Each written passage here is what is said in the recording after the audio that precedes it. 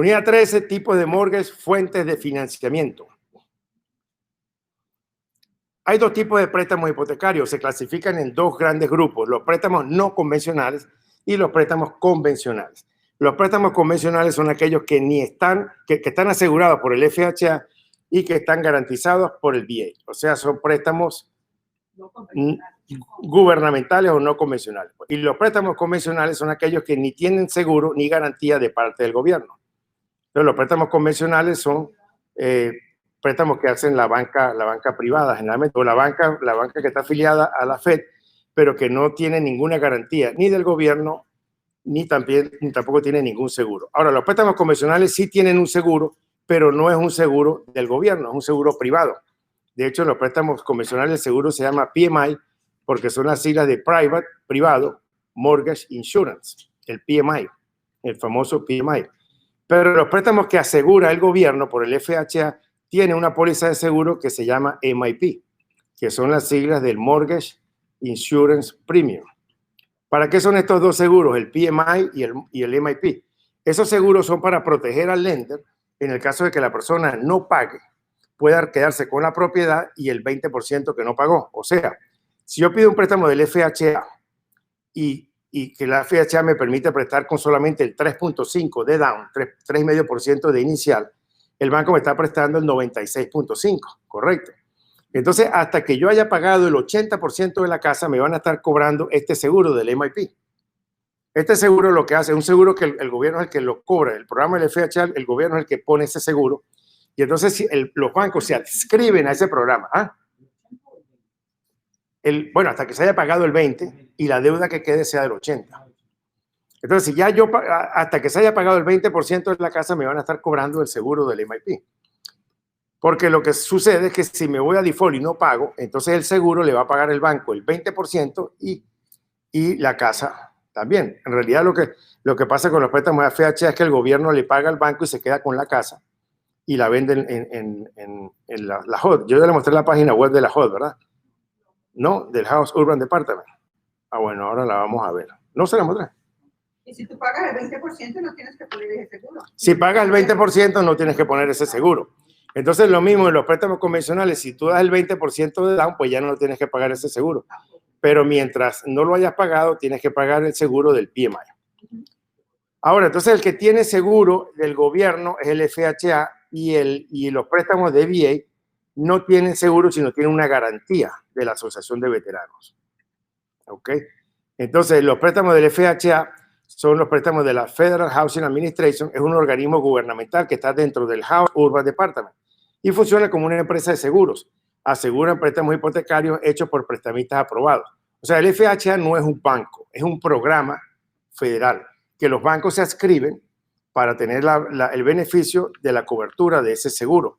¿Quién paga el seguro? Pues el borrower, el que está pidiendo el préstamo. Entonces, los prestamistas fijan las tasas de interés y pueden cobrar puntos, los puntos para subir el APR.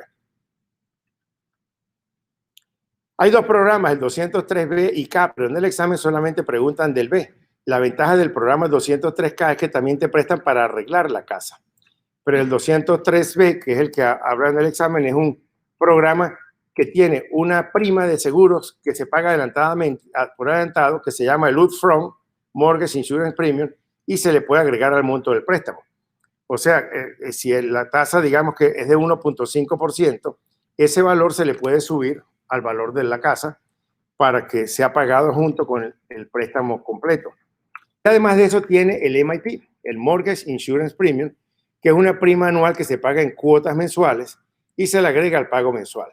También cuando vamos a calcular el HER y el TOR se tiene que agregar esa prima, ¿verdad?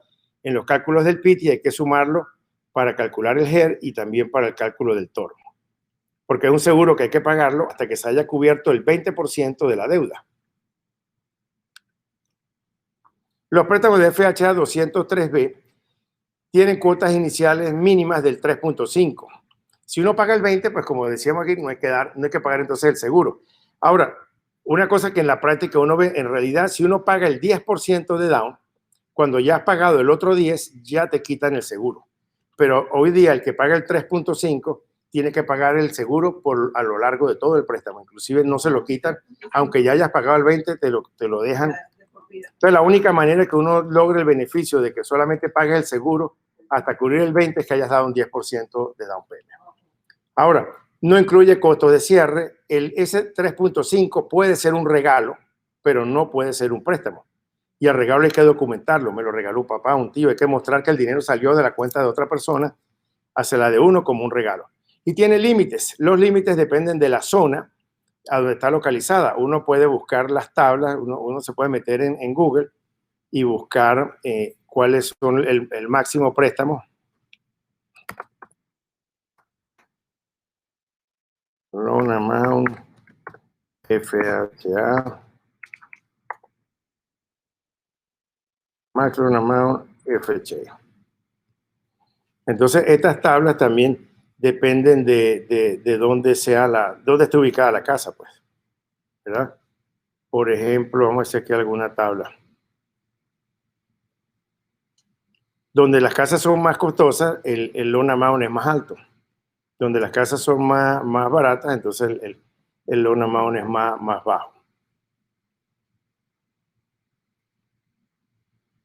Aquí está, aquí dice, por ejemplo, que en el 2020 el límite, en el 2020 el FHA loan límite para la mayoría de los condados será 331.760. Un incremento de $17,000 sobre el límite del 2019, que era 314.827. Pero esto dice que es en la mayoría de los condados, pero hay que buscar condado por condado porque dan más valor para una propiedad en Nueva York, California, que una propiedad en Georgia, o dan más valor a una propiedad en la Florida. Entonces, eso depende de tablas que las hacen anualmente. El límite del FHA está por tablas de acuerdo a la zona donde se encuentra el inmueble. Ya vimos que el HER es 31% y el TOR es el 43% para los préstamos del FHA. Es completamente asumible, o sea que alguien puede asumir una deuda existente, no tiene penalización por pago adelantado, se puede pagar toda la deuda sin ningún tipo de penalidad. Y el FHA, el inmueble debe tener estándares mínimos. Estándares mínimos es que la casa sea habitable. Este programa es para compradores de casa por primera vez. Un comprador de casa por primera vez es alguien que no ha tenido casa en los pasados 2 años.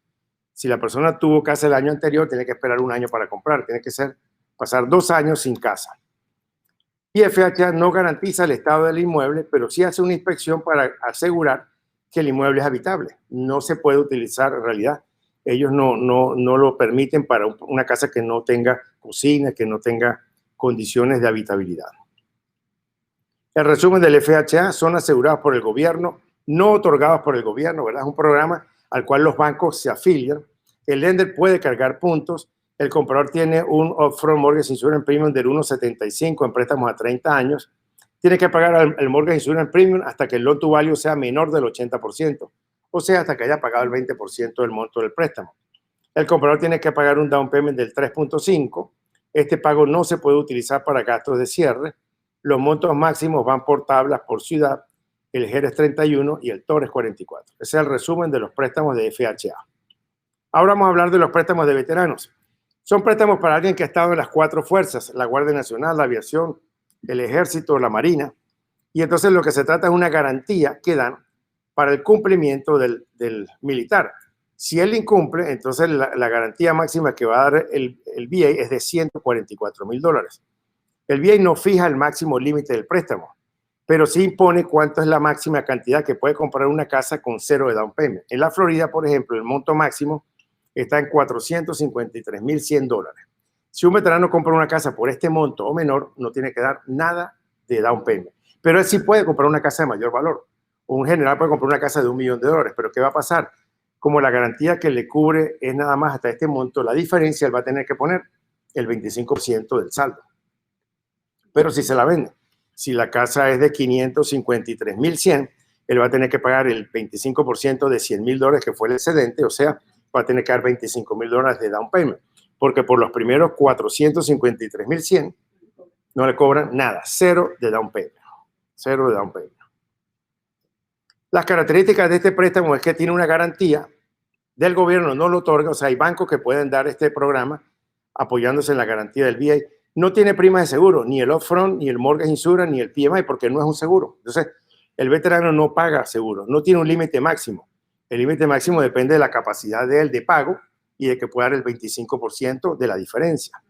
Pagan un funding fee del 2.5%, que en algunos casos se puede incluir en el monto del préstamo o a veces también se lo exoneran algunos veteranos, pero es un funding fee que se paga solamente al inicio. Es asumible, o sea que un veterano le puede vender la casa a alguien más y la otra persona puede asumir la deuda, incluso por alguien que no sea veterano. La tasa de interés se basa en el mercado y se negocian. Se negocian quiere decir que puedes negociar a que te la bajen entre el prestatario y el prestamista. No se necesita cuota inicial, bueno, a menos que exceda el monto que ya vimos. La máxima duración del préstamo es 30 años, porque un préstamo convencional puede ser por 40, 35. Y no hay penalización si se paga por adelantado y el TOR es lo único que utiliza, que debe ser máximo el 41%. Entonces este es el préstamo de veteranos, VA. Los convencionales son préstamos que ni el seguro ni la garantía es del gobierno, pero sí tiene un seguro, pero es privado. Private Mortgage Insurance. Y ese seguro hay que pagarlo hasta que se haya cubierto el 20% del valor de la propiedad. O sea, cuando ya alcanzamos el loan to value del 80%, que ya hemos pagado el 20%, ya este seguro hipotecario desaparece. Generalmente los préstamos convencionales te hacen dos préstamos, uno por el 80% del valor y otro por el 20% del valor de la casa. Entonces te prestan el 100%, pero es en dos préstamos, que puede ser con el mismo banco o bancos diferentes, pero tiene condiciones distintas. El de 80% te prestan a 30 años con una tasa de interés preferencial y el otro 20% va generalmente a 15 años con una tasa variable o más alta.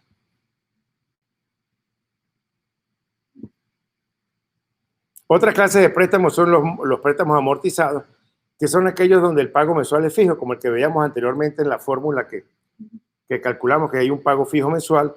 Entonces al principio el capital casi todo se va para pagar intereses y entonces el pago a capital aumenta gradualmente con cada pago. Al principio los pagos cubren principalmente los intereses y hacia el final del préstamo los pagos cubren principalmente el capital. En los préstamos amortizados son los que expliqué en el caso de que estamos vendiendo una propiedad a un veterinario o un médico, donde el préstamo parcialmente amortizado, el pago no es suficiente para cubrir todo el monto de la amortización y entonces la deuda quedaría para un pago último al final del término. El pago al vencimiento, el pago al final del capital impagado y los intereses que se hayan acumulado sobre esa segunda deuda paralela.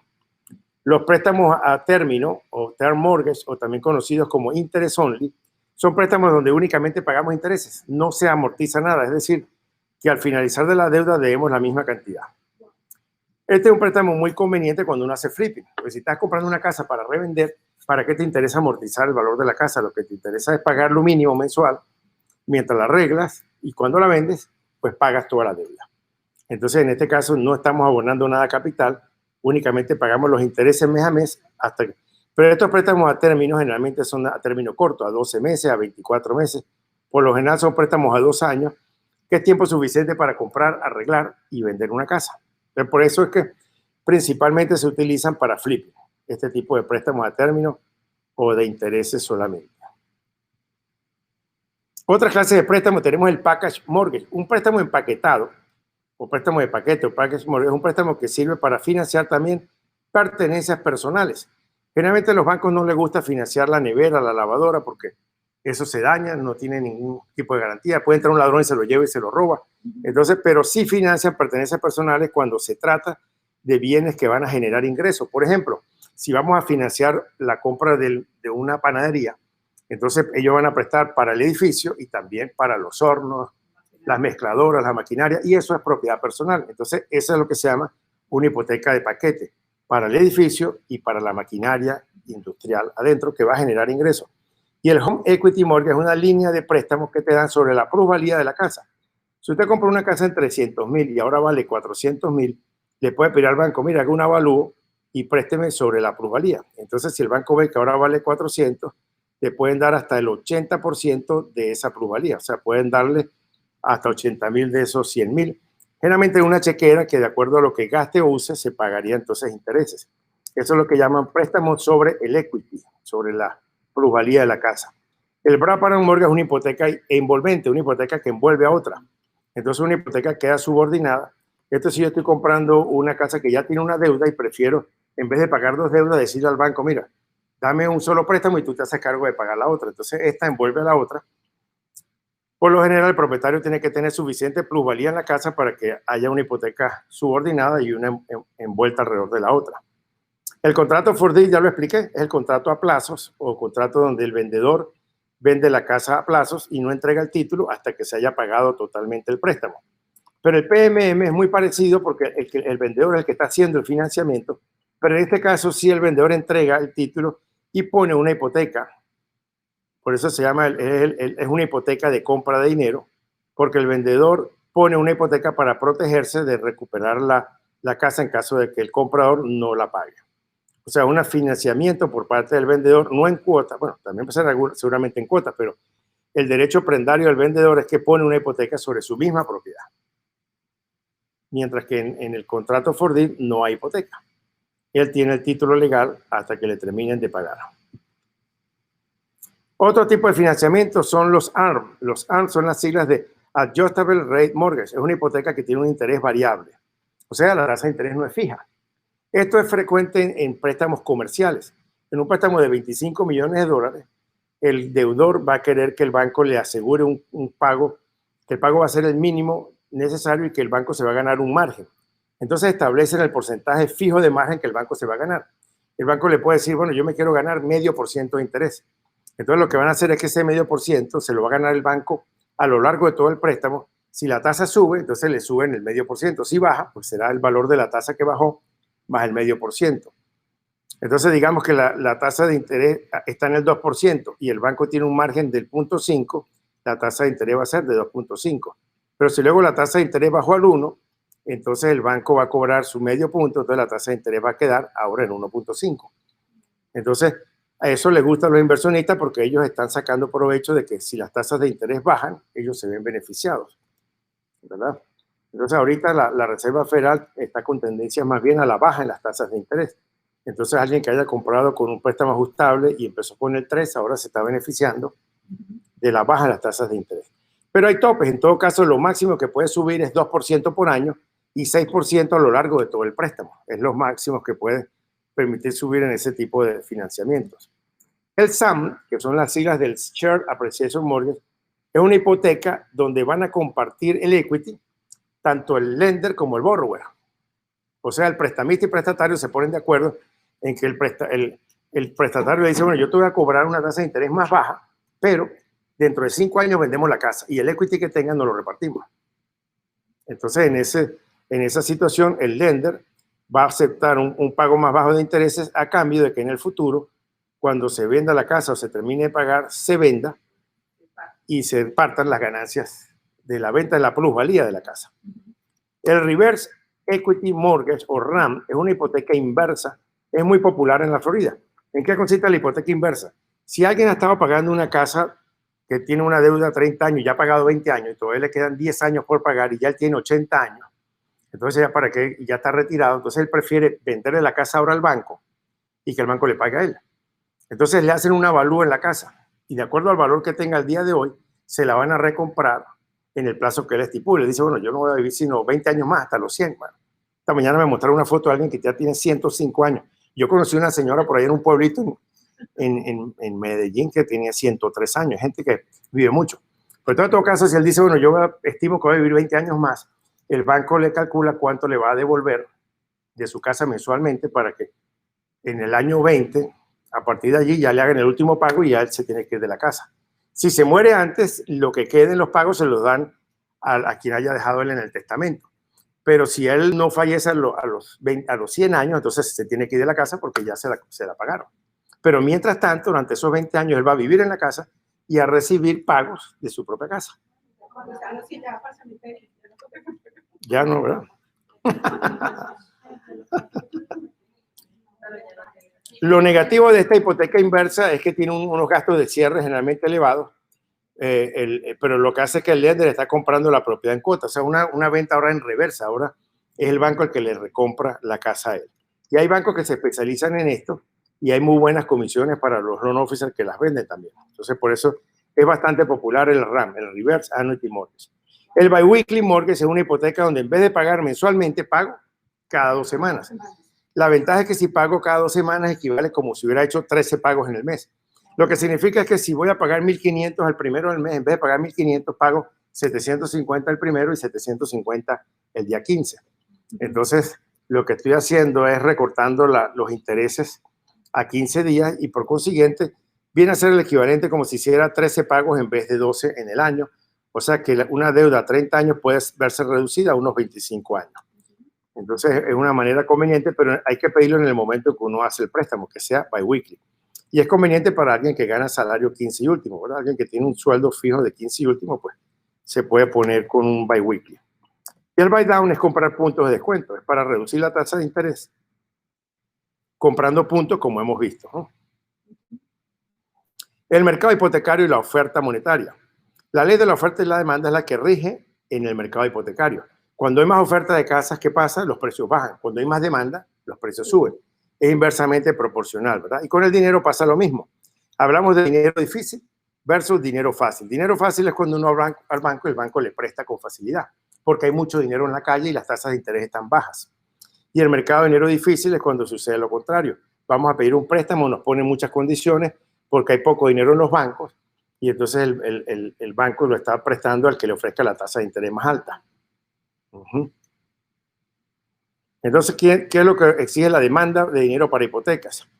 La demanda de dinero para hipotecas las influencias principales son el cambio en la cantidad y tamaño de los hogares. Antes en una casa vivían 8 personas, el papá, la mamá, el abuelo, los primos. Hoy día ya hay casas de una sola persona y un gato, una persona y un perro, ¿verdad? Muchas. Yo antes criticaba eso, pero ahora lo entiendo. Ahora entiendo que sí, ahora entiendo que la gente necesita tener un perrito para darle su cariño, que el perrito le dé cariño. Entonces, bueno, entendible, ¿no? Entre tantos solteros solo por ahí. Entonces, bueno, también los cambios en la preferencia geográfica. Sí, si la gente quiere vivir en Duluth, suben los precios en Duluth. Y eso pasó. Hubo una corrida de personas, sobre todo hispanos, clase media alta, que se fueron a vivir en Duluth. Y eso hizo que los precios no subieran no solo en Duluth, sino también en Suwanee. Entonces, la preferencia por vivir en una cierta área hace que los precios suban. El inventario existente de estructuras, si no tenemos suficiente inventario, o sea, la falta de inventario, o que haya una cantidad alta de inventario, exige mayor demanda de dinero para comprarlas, ¿no? Los cambios en los costos de los servicios. Las tasas de empleo y desempleo. ¿Qué estaba pasando ahora antes del COVID? La tasa de empleo, estábamos a pleno empleo. Los ingresos estaban elevados. Más bien los empleadores estaban peleando a los empleados, ofreciéndole más salario. Entonces, con un ingreso más alto que había, una mayor demanda por dinero hipotecario, la gente estaba comprando más casas. Y es lo que está apostando ahora la Reserva Federal. La Reserva Federal acaba de emitir unas políticas donde dice que va a incentivar las tasas de empleo. ¿Y cómo lo hace? Siendo más flexibles con la inflación y poniendo las tasas de interés en los niveles más bajos posibles. Esa es la nueva política monetaria que ya la anunció la Fed. Lo que están buscando es que volvamos otra vez a pleno empleo. Estábamos bajos antes del COVID, pero ahora tenemos una cantidad exagerada de desempleados. Bueno, está baja, pero ¿qué pasó cuando hubo la crisis del 2008? ¿Qué hizo el presidente Obama? Puso la tasa interbancaria en cero y la dejó en cero por mucho tiempo. En la medida en que la economía se fue recuperando, la tasa interbancaria la fueron subiendo de un punto en un punto, de un octavo en un octavo. Empezó por 0.125, luego subieron a 0.25, luego cuando ganó el presidente Trump ya la tasa interbancaria estaba en 1.25, 1.5, lo que cobraba la Fed, de cero a ese nivel. Pero ahora pues el plan probablemente a eso tengamos que llegar tal vez. Los cambios en los costos de servicio también, porque cuando suben los impuestos, ¿qué hace la gente? Compra menos casas. Cuando bajan los impuestos en los property taxes, hay más demanda de dinero. Y finalmente los cambios en los costos de construcción, ¿verdad? Si suben los costos de construcción, entonces disminuye la demanda. Si bajan los costos de construcción, aumenta la demanda. Todo es en relación inversamente proporcional. Ahora, ¿qué influye en el suministro de dinero para las hipotecas? Hipotecas son préstamos a largo plazo, usualmente a 25, 30, 40 años, ¿verdad? Pero hay otras demandas de dinero a largo plazo. Las acciones y los bonos corporativos que se compran en la bolsa, los bonos del tesoro, los bonos del gobierno y la refinanciación de la deuda nacional son otras demandas de dinero a largo plazo donde se obtienen dividendos por comprar esos instrumentos de papel. ¿Qué es la Fed? La Reserva Federal. La Fed o Reserva Federal es la autoridad bancaria central. Está formado por un consejo de 7 directores en 12 bancos regionales. Ustedes pueden ver la página, aquí tengo la página de la Fed, creo que la tenía por aquí. Aquí está la página web de la Fed. Aquí hay incluso el borde de los 7 gobernadores. Hay 12 bancos federales. Aquí hay un videito bien interesante también que le muestra qué es lo que es la Fed. Pero la Fed es la autoridad bancaria central. ¿Ah? ¿Quieren ver el video?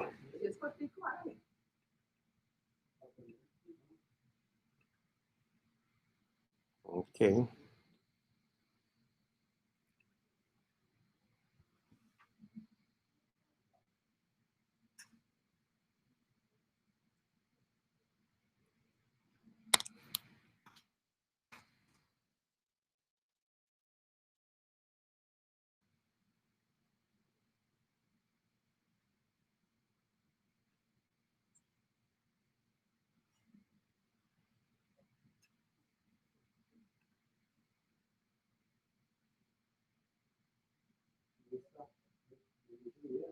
¿Dónde está?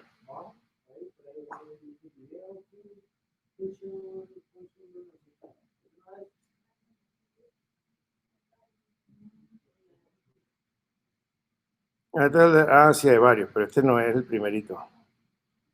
Sí, todo esto es como que es un video. Overview de la Reserva Federal. No, este no es video.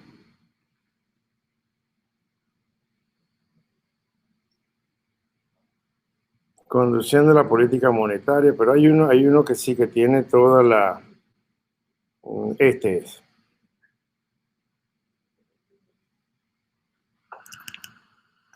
Pero no sé por qué no me tiene volumen aquí esto.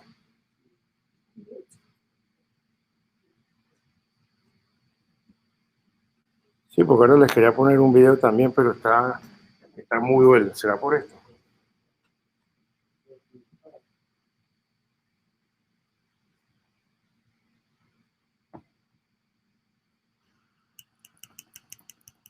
Siete miembros que incluyen el chairman y el vice-chairman.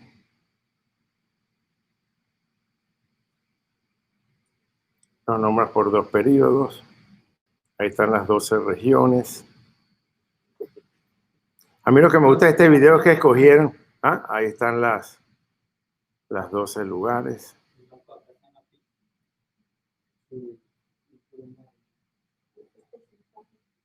Pero ponen una persona diferente de cada... O sea, los actores me gustan. Representa a todas las razas, sí. Hay una india, un latino, hay un gordito, un flaco. No. Pero el presidente, pero el presidente sí elige los miembros por un periodo de 4 años, lo puede nombrar por 4 años más, pero no es el gobierno es un banco que le presta a los bancos. Bueno, como no se puede oír, pero ustedes lo pueden ver y oír después. Pero ya vieron, ahí está la idea, pues, de la Reserva Federal. Así que yo traté de ponerles otro video que me gustó ahí, que se lo mandé ya por el texto. Entonces, pero lo importante aquí es saber esto. Son 7 directores en 12 bancos regionales. La Fed es la autoridad bancaria central y tiene políticas para dirigir herramientas para dirigir la política monetaria. Ahora, esas herramientas son 3. Las operaciones de mercados abiertos, la tasa de descuento y los requisitos de reserva. En el examen preguntan cuál es el método más frecuentemente utilizado por la Fed para dirigir la política monetaria en los Estados Unidos, y la más usada es las operaciones de mercados abiertos. Y la más drástica es los requisitos de reserva. Ahora vamos a ver qué es cada una de ellas. En las operaciones de mercados abiertos es donde la Fed compra o vende valores, compra o vende papeles, es el principal método utilizado. Y cuando ellos compran valores, ¿qué es comprar valores? Que le dicen a los inversionistas, mira, te voy a comprar todo el monto de la deuda que tengas ahí de los Estados Unidos. Entonces, al comprarlo, lo que hace la Fed es que recoge papel y entrega dinero. Entonces, aumenta el suministro de dinero en los bancos, con lo cual se reducen las tasas de interés. Si yo pongo más dinero, al haber más dinero en la calle, bajan las tasas de interés. Y cuando quieren hacer lo contrario, lo que hacen es que venden valores, emiten papel de deuda y entonces lo venden por una tasa de retorno muy alta. Entonces los inversionistas sacan el dinero de los bancos, compran ese papel y ahora los bancos no tienen nada, los inversionistas tienen papel y todo el dinero está del lado del gobierno. Entonces, de esa manera, al disminuir el suministro de dinero en los bancos, lo que hace es que aumentan las tasas de interés. ¿Se entiende? Es la manera principal en que ellos manejan, operan para controlar el dinero que está circulando en los bancos. Otro método que utilizan es la tasa de descuento. Pues si aumentan la tasa de interés, entonces resultan menos préstamos, porque si suben la tasa de interés, los bancos que van a tener que hacer subir la tasa de interés también, porque es lo que le cobran entre los bancos. Entonces, al aumentar la tasa, se reduce el consumo de dinero. Y cuando disminuye la tasa de interés, aumenta el suministro de dinero. Y la más drástica es cuando ponen los requisitos de reserva. Requisitos de reserva se refiere al porcentaje que tienen que los bancos dejar en reserva, en la Reserva Federal, del dinero que van a prestar. Entonces, un pequeño aumento en el requisito de reserva, si dice al banco, ahora mira, en vez de dejarme el 3% de reserva, me tienes que dejar el 4 o el 5% de reserva, son millones de dólares o billones de dólares que van a tener que salir del mercado. Entonces, causa una gran reducción en el suministro monetario, con lo cual entonces logran que suban las tasas de interés y cuando quieren hacer lo contrario, disminuyen el requisito de reserva y entonces eso produce un gran aumento en el suministro monetario de los bancos. Entonces, son los tres métodos que hay, que son las operaciones de mercados abiertos, que es el más común, los requisitos de reserva, que es el más drástico, y la tasa de descuento, que es lo que están haciendo ahora, es que van a bajar esas tasas de descuento probablemente a niveles de cero para que los bancos puedan prestar. A lo mejor llegaremos a ver tasas del 1% o 1,5%, no sé, probablemente, depende cómo se comparte el mercado hacia adelante, ¿no? Entonces, el sistema bancario federal para préstamos a la vivienda, el Federal Home Loan Bank System, de las siglas del FHLB, fue creado para prestar servicios regulatorios administrativos para las cajas de ahorro. Los 12 bancos federales para préstamos distritales, FHLBS, la Oficina de Supervisión de Economía, OTS, es la que regula las cajas de ahorro federales afiliadas. Las cajas de ahorro afiliadas pueden recibir préstamos de los FHLB distritales durante un año sin aval. Son préstamos entre bancos federales. El FDIC es la Federal Deposit Insurance Corporation. Es un seguro que protege a la gente que tenga dinero depositado en los bancos y le protege hasta un máximo de $250,000 por cuenta, por institución bancaria, por individuo, por cuenta de institución bancaria. Entonces, si alguien tiene $1 millón en un solo banco y el banco se va a bancarrota, lo máximo que le van a pagar son $250,000. Entonces, la gente que tiene mucho dinero en cash, ¿qué le toca? Tener el dinero repartido en muchos bancos, en muchas cuentas, para disminuir el riesgo.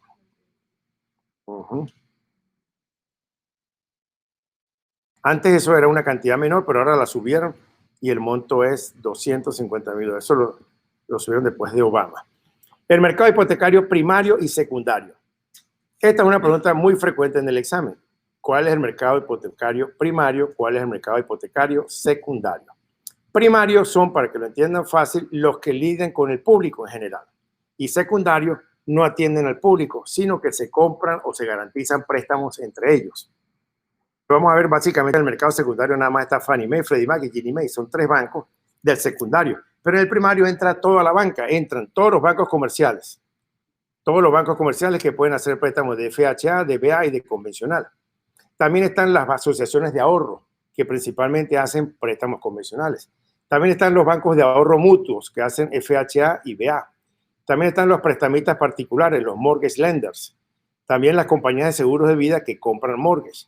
Y la Administración para el Desarrollo Rural, que son los préstamos para agricultores, que es una entidad del gobierno, que es el que presta dinero para compras de casas rurales, en las afueras de la ciudad, para fincas, para casas rurales, son préstamos del gobierno. Entonces, todo esto es mercado primario, porque todos estos le prestan dinero a personas particulares para la compra de una vivienda, a excepción de la compañía de seguros, que ellos lo que hacen es que compran los mortgages ya hechos. Mientras que el mercado hipotecario secundario, está por acá, el mercado hipotecario secundario, lo que hace es que compra o vende instrumentos existentes. Entonces, en el mercado secundario no participa el público, sino que son Fannie Mae, Freddie Mac y Ginnie Mae los principales actores del mercado hipotecario secundario. Pero hay diferencias entre ellos que hay que memorizar. Fannie Mae, por ejemplo, Fannie Mae es una asociación federal hipotecaria nacional. No es, dice, era un perteneciente al gobierno, ahora no lo es, pero el gobierno sí la controla. Después de lo que pasó en el 2008, el gobierno tiene el control sobre Fannie Mae porque fue el que principalmente se metió en problemas. Y ellos compran préstamos de FHA, de BA y convencionales que satisfagan ciertos criterios y emiten títulos con garantía hipotecaria que se los venden a inversionistas. Son los que hacen los paquetes de préstamos y los venden a inversionistas. Pero aquí lo importante con Fannie Mae es esto, que ellos compran de los tres, FHA, BA y convencionales. Mientras que Freddie Mac solamente compra préstamos convencionales. Le compra principalmente a las cajas de ahorro préstamos convencionales. Y esta es una empresa perteneciente al gobierno, es la Corporación Federal de Préstamos Hipotecarios, FHLMC, Freddie Mac. Y entonces la diferencia principal entre esta y Fannie Mae es que Fannie Mae compra a los tres y Freddie Mac solamente compra convencionales. Mientras que Ginnie Mae ni compra ni vende. Fannie Mae no compra hipotecas. Lo único que hace es que actúa como garante. Entonces está la diferencia de Ginnie Mae con relación a las anteriores. Es un organismo gubernamental que forma parte del House Urban Department, ¿verdad? Las siglas son Ginnie Mae, GNMA, que es Ginnie Mae, y entonces él actúa como un garante para inversionistas de ciertos títulos, pero no compra hipoteca ni emite títulos. Entonces, lo que sí compran y prestan son Freddie Mac, que compra convencionales, y Fannie Mae, que compra de los tres, FHA, BA y convencional. Entonces, ese es el mercado hipotecario secundario, mientras que el mercado hipotecario primario es el que tiene que ver con todos los bancos, ¿no? Tiene a todos los bancos. Ahora, la intermediación es otro concepto que aparece también a veces en el examen. Intermediación o desintermediación. Es muy fácil. Intermediación es cuando los inversionistas ponen dinero en los bancos. Entonces el banco recibe dinero, paga una tasa de interés, lo presta, cobra una tasa de interés, se gana la diferencia entre el dinero que paga y el dinero que cobra. Pero desintermediación es cuando los inversionistas eluden los bancos y en vez de depositar el dinero en los bancos, lo invierten en otras cosas como comprando bonos del tesoro, comprando inversiones de real estate o invirtiendo directamente en la bolsa de valores, pero eluden los bancos. Si todo el mundo eludiera a los bancos, ¿qué pasaría? Desaparecerían los bancos. Entonces, lo que favorece a los bancos o que excitan los bancos es la intermediación. ¿Y qué mejor es para el inversionista la desintermediación? Pues los inversionistas tienen un mix, tienen parte. Lo que pasa es que los bancos no pagan tasas de interés, pagan tasas de interés muy bajas. Entonces, pero pero también muchos tienen dinero en los bancos, hay depositados trillones de dólares. Hay bancos que me han dicho a mí, tenemos no sé cuántos billones de dólares para prestar, no, que tienen trillones de dólares para prestar y los tienen ahí sin ganar o ganando muy pocas tasas de interés. Entonces, están ahí para prestarlos y quieren prestarlos para propiedades inmobiliarias. La ley hipotecaria de licencia o la ley de licencia hipotecaria SAFE viene de las siglas Secure and Fair Enforcement of Mortgage Licensing Act y es el que establece normas mínimas para que alguien tenga una licencia como MLO o Mortgage Loan Originator. Hay dos maneras en que una persona puede hacer préstamos residenciales, o trabajando debajo de un empleado, debajo de un banco, o trabajando de manera independiente. Si trabaja debajo de un banco, como los bancos están registrados en el NMLS, que es el Sistema Nacional de Licencias Hipotecarias, entonces el que trabaja en el banco no necesita una licencia, está amparado por la licencia del banco. Pero en el momento en que renuncie o lo echen del banco, no puede trabajar de manera independiente a menos que se tenga una licencia con el estado donde viva. Esa licencia de loan officer tiene que hacer un curso, pasar un examen, usualmente tener buen crédito, no puede haber hecho una bancarrota. Yo no soy loan officer, no me ha interesado. ¿Ah? No lo tiene. El curso, lo voy a tener. Me lo han pedido mucho, entonces estoy pensando darlo. Porque me lo han pedido mucho últimamente que el curso para sacar los préstamos. Entonces, si no tiene un certificado estatal, no puede hacer préstamo. Entonces, son las dos maneras en que se puede trabajar. El Mortgage Loan Originator es un intermediario, ¿verdad? Es un agente entre el prestatario y el prestamista. El MLO tiene que trabajar debajo de un broker. Si él tiene que tener una licencia de originador de préstamos, a menos que esté empleado por una oficina de regulación federal. no hace ni gestiona los préstamos porque él es simplemente un intermediario. Lo que hace es el papel entre el banco y entre el prestatario y el prestamista. Cuando el préstamo es aprobado, el originador del préstamo se gana un cobro de tramitación, que yo les conté ya que generalmente el loan originator lo que se gana es el 2%, el MLO. Mientras que el broker de él, que es el mortgage broker, casi siempre se gana el 1 o menos. Entonces desempeña labores de originador de préstamos. Él emplea a los MLO, a los loan officers. MLO o loan officer es lo mismo. No hace préstamos, no gestiona préstamos. O sea, él es simplemente un intermediario. ¿Qué significa la palabra broker? Es un intermediario. Un broker es un intermediario de mortgage. Así como el real estate broker es un intermediario entre el comprador y el vendedor, este es un intermediario entre el lender y entre el prestamista y el prestatario. Trabaja con prestamistas para conseguirles préstamos a los prestatarios. Debe tener licencia del Estado, a menos que sea una institución regulada por una agencia federal. Después tenemos el mortgage lender. La diferencia entre el mortgage lender y el mortgage broker es que el mortgage lender sí tiene fondos. Él sí puede gestionar el préstamo y entonces después que lo hace y lo gestiona, pone dinero para la compra de la propiedad, vende esos préstamos a otros inversionistas no convencionales. Le puede vender al mercado secundario, por ejemplo. No son entidades depositarias, o sea, no es un banco. No hay que confundir un mortgage lender con un mortgage banker. Un mortgage banker es un banco como Bank of America o el Fargo, en fin. Pero los mortgage lenders no, son bancos donde uno no puede abrir una cuenta de cheques, son lenders que solamente prestan dinero. Debe tenerse una licencia del Estado si no es una institución regulada por una agencia federal. El mercado hipotecario secundario, ya lo vimos. Ginnie Mae, Fannie Mae. La ley de veracidad en préstamos, TILA, se conoce como TILA porque son las siglas de Truth in Lending Act. TILA, a través de la regulación federal Z, lo que obliga es a revelar el APR. Eso es lo que hay que recordar. Cuando ustedes vean regulación federal Z o TILA, sí, porque TILA lo que busca es que hay que informarle al consumidor de los gastos del préstamo. RESPA es para proteger al consumidor en los gastos del cierre. Y TILA es para informar al consumidor de los gastos de cierre. Este es el closing cost, que son los gastos de cierre. El CC, se acostumbra a poner CC, que es closing cost, gastos de cierre. Y los gastos del préstamo, pues son el TILA. Entonces se considera un delito federal hacer una venta con señuelo o con trampa, es decir, compra esta casa con solamente $1,000 de down payment. Es una trampa porque no estás diciendo cuánto es la tasa de interés, cuántas son las cuotas, si es a 30 años, a 40 años. Entonces, todos esos son los términos disparadores que deben estar presentes cuando un banco anuncia el financiamiento. Y aplica todos los créditos al consumo y los préstamos hipotecarios residenciales. La regulación Z requiere divulgar el APR, los cargos financieros, el monto total financiado, el total de los pagos. Una publicidad puede solamente tener el APR, pero no puede tener solamente la tasa de interés. ¿Por qué? Porque si tiene el APR, tiene todos los gastos emitidos. Se supone que el banco, cuando pone el APR, están todos los gastos del primer año involucrados. Pero la tasa de interés no. La tasa de interés no refleja sino lo que se va a cobrar después.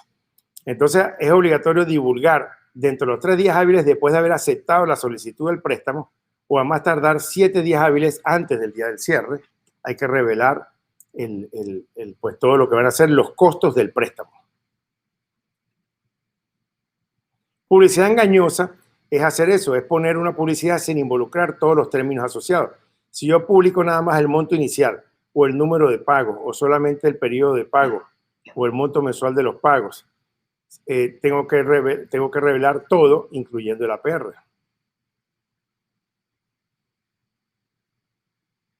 El derecho de rescisión por 3 días es cuando un prestatario tiene derecho a cancelar un préstamo que le están otorgando. Pero esto no se aplica a un préstamo para una casa o construir una casa. Aplica en una línea de crédito. Si yo tengo una casa de 300,000 que ahora vale 400,000, le digo al banco, dame un equity sobre los 100,000 que tengo de plusvalía, me manda una propuesta de línea de crédito de $80,000, yo tengo 3 días para rechazarla o aceptarla. O también si yo pido una segunda hipoteca porque quiero remodelar la casa, o si hago un refinanciamiento. En esos casos es cuando yo tengo el derecho de rescindir el ajuste por 3 días.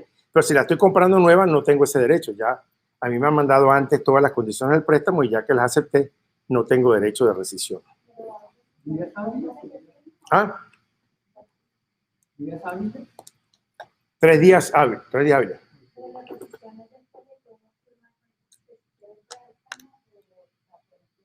No, te mandan la propuesta y tienes 3 días para aceptarla o rechazarla.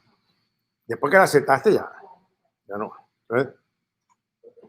ECOA. Ya hemos visto que ECOA es la Ley de Igualdad de Oportunidad para obtener créditos, que prohíbe discriminar en raza, color, religión, nacionalidad, sexo, estatus marital, edad, personas que reciben ingresos de asistencia pública, y prohíbe que un lender le pregunte acerca de los hijos que un solicitante piensa tener en el futuro, ¿verdad? Para protegerlo. Y RESPA, que son las siglas de Real Estate Settlement Procedure Act, el que establece al consumidor los gastos que va a pagar el día del cierre. Entonces aquí está la estimación del préstamo, que hay que entregarla 3 días hábiles después de haber aplicado al préstamo. El CD, el close and disclosure, debe estar listo 3 días antes del cierre. El folleto compra su casa, costo de información de ayuda, para que un cliente se informe pues de las cosas que tiene que considerar y los costos que puede tener el día del cierre. Todo esto de RESPA es para proteger al consumidor, que se informe y sepa cuáles son los gastos máximos que le pueden cobrar el día del cierre. Entonces también la notificación de los servicios, si el préstamo se va a transferir de un banco a otro. También se regula la selección del agente de cierre, o sea, si va a ser con quién se hace el cierre, un abogado, una compañía de títulos. Se informa la relación y los costos de cierre. Los kickbacks es para evitar las comisiones no ganadas, que uno le cobre a alguien, al loan officer, le cobre al home inspector, le cobre al que está haciendo el cierre. Y también RESPA pues incentiva la compra del seguro del título, pero un vendedor no puede obligar al comprador a comprar el título. Pero aunque por lo general, como le he dicho, el vendedor es el que compra ese seguro del título para proteger al comprador. ¿El vendedor? El vendedor es el que generalmente paga ese título. Ahora, RESPA, como vimos que RESPA es para casas, pues no aplica para refinanciar, para préstamos de refinanciamiento. Tampoco para comprar un lote de 25 acres o más, tampoco para un lote que está vacante o para financiar un lote desocupado, ni tampoco aplica para un préstamo de construcción, a menos que se vaya a convertir en un préstamo permanente de la compra de la casa. O sea, RESPA es solamente para préstamos residenciales. Es para un préstamo residencial, no aplica entonces para ningún préstamo de refinanciamiento, ni ningún préstamo comercial, ni de terrenos. ¿Ok? Bueno, esa es la unidad